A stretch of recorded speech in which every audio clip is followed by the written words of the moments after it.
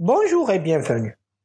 Dans cette vidéo, on va voir ensemble comment créer une clé USB pour installer Ubuntu 19.10. C'est parti. Pour installer Ubuntu 19.10 à partir d'une clé USB, il nous faut trois choses. Une clé USB d'au moins 4 Go, l'image ISO d'Ubuntu 19.10 et enfin le logiciel Rufus. Donc, pour télécharger l'image ISO d'Ubuntu, vous ouvrez votre navigateur Internet et vous tapez release.ubuntu.com. C'est le lien officiel des images ISO d'Ubuntu. On peut télécharger la dernière version en cliquant sur ce lien, mais je préfère le télécharger en bas, là où il y a les dernières versions d'Ubuntu.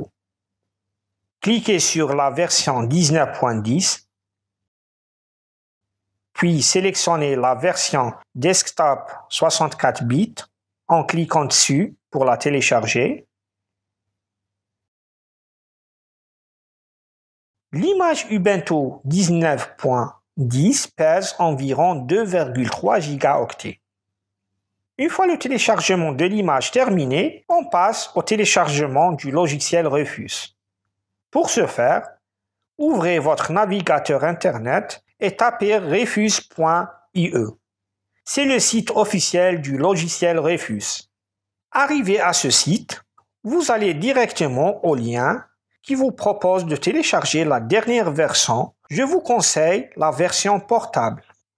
Une fois le logiciel Rufus téléchargé, vous avez simplement qu'à l'exécuter. L'application se présente comme ceci. En bas à gauche, vous pouvez changer la langue.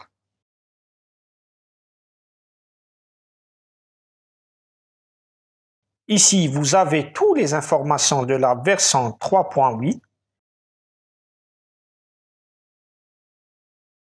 Puis viennent les paramètres des mises à jour.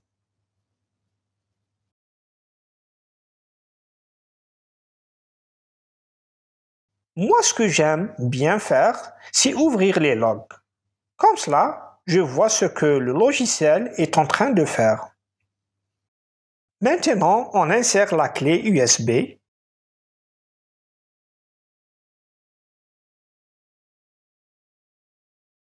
Rufus immédiatement détecte la marque de la clé.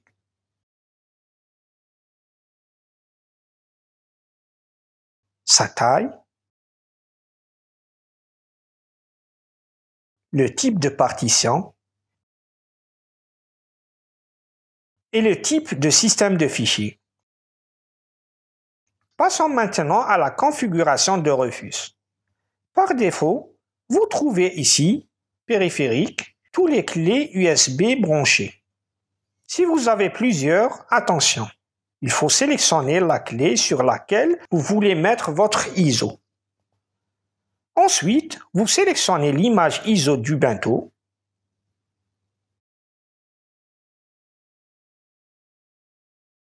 Par défaut, Rufus prend toute la partition de la clé, mais vous pouvez partitionner votre clé USB en plusieurs partitions. Dans ce cas, vous spécifiez la taille de la partition sur laquelle Rufus installera l'image d'Ubuntu. Je vous conseille de garder une seule partition, donc désactivez cette option.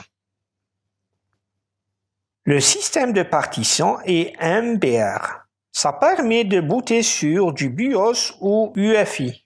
Si nécessaire, vous pouvez changer pour du GPT compatible UEFI. Mais par défaut, dans 95% des cas, ça fonctionne avec du MBR. Les options de périphérie avancées, n'y touchez pas, sauf dans le cas d'un vieux PC. Vous pouvez cocher l'option de compatibilité pour vieux BIOS.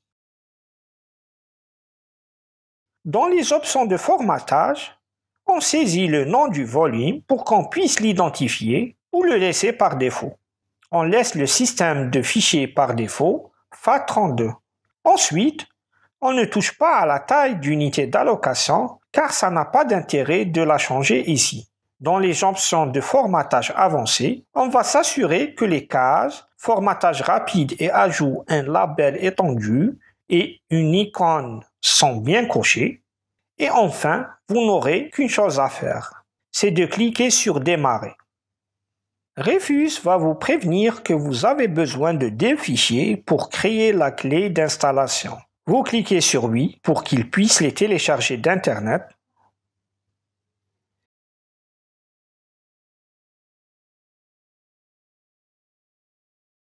L'image d'Ubuntu est une image ISO hybride, c'est-à-dire qu'elle peut être écrite sur la clé USB de 2 manières différentes. En mode image ISO, les fichiers de démarrage seront copiés sur la clé.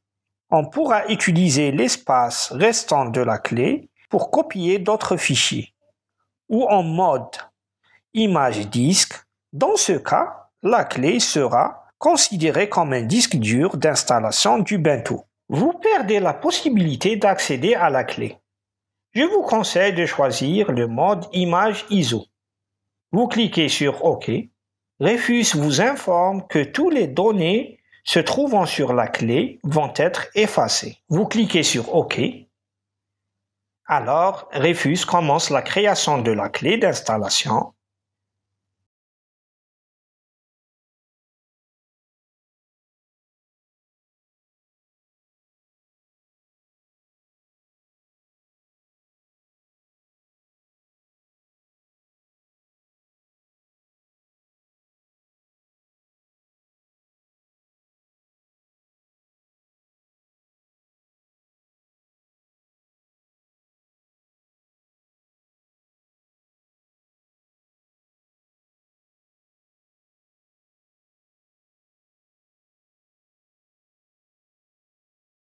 Une fois terminé, vous n'aurez qu'à redémarrer votre PC.